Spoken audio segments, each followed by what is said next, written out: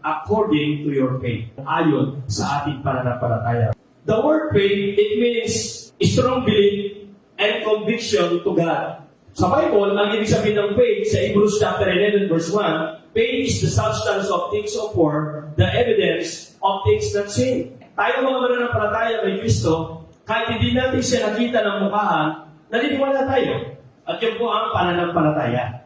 Mga kapatid, sa panahon natin ngayon, na ang ating Panginoong Yesus ay mayroon pa rin kapangyarihang makagawa ng mga bagay na minsan iniisip natin na napakahirap pero pwedeng magawa ng Panginoon sa atin. Jesus is available in time of need. Pagkailangan natin ang Panginoon, pagkailangan natin ang kanyang tulong, pagkailangan natin ang kanyang gabay, ang kanyang pong pagtugon sa ating panalangin, ang Panginoon ay available lagi. Ang maganda pa, 24 hours. Sabihin natin sa dami ng mga tumatawag sa Kanya, lagi siyang handa at lagi siyang available. So Jesus is always available and He has the power to heal. Ang Panginoon ay meron siyang kapangyarihan na makapagpagaling ng mga may karamdaman. Alam niyo yung sinabi ni Jesus? Come unto me, all ye that are heavily laden. Tuloy tayo na nananalig sa Panginoon. Bakit? Kasi dadaan ka man ng problema, ano man ang bagyong dumaan sa buhay mo, karamdaman, pangangailangan, o ano pa man, di po ba, patuloy ka mananalig sa Diyos.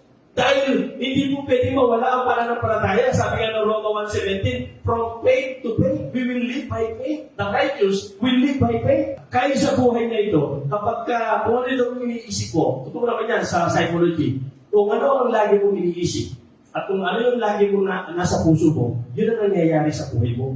Pero, may power yung mind. Ano yung gusto mo, mangyayari. Pero maganda i-apply natin sa ministry.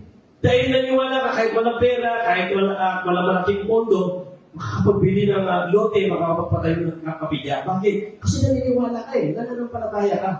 Una, may plano ka, may pangarap ka. Pangalawa, may gagawin ka.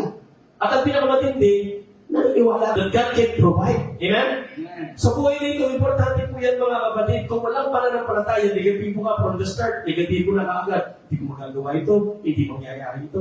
Sabi nga ni Jesus, hanggang ngayon, wala pa kayong tinatanggap. Bakit? Hanggang ngayon naman, hindi pa rin kayo hihingin. Napakasarap ng pakiramdam kapag sinagot ng Panginoon yung panalangin mo. Pero ang hinihingi ng Panginoon, humingi ka, ask. Matthew 7:7, humingi ka, bibigyan ka. Umatok ka, pagbubuksan ka, magsihanap ka, at makakasupong ka. Kaya mga kapatid, just believe. According to our faith, mangyayari po yan mga kapatid. Sabi nga po, by faith, we have been saved.